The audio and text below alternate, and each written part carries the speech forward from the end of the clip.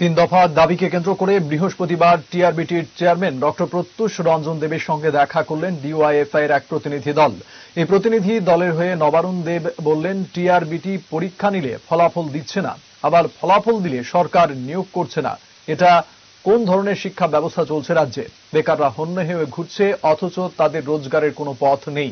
সরাসরি মিডিয়ার সামনে এমনই অভিমত ব্যক্ত করলেন নবারুণ দেব।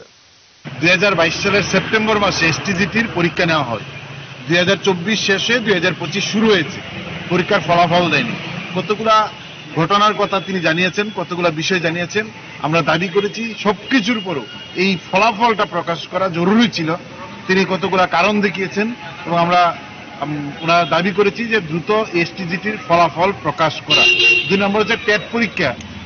2019 সাল থেকে 2024 সাল 6 বছরে মাত্র 3বার টেস্ট পরীক্ষা হয়েছে এবং এনসিটির গাইডলাইন অনুসারে প্রতি বছর একবার টেট পরীক্ষার হওয়া, এটা নিয়ম, গাইডলাইন। এই গাইডলাইনে 6বার পরীক্ষার হওয়ার জায়গায় মাত্র 3বার। নানা কারণ বলছেন এবং আমরা একবার দাবিও করেছিলাম যে বছর পরীক্ষা নেওয়া যায়নি, বিশেষ করে কোভিডের সময়, প্রয়োজন তার পরের বছর 1 বছরে 2বার নেওয়া, কারণ 2018 সালে 2বার পরীক্ষা নেওয়া হয়েছিল।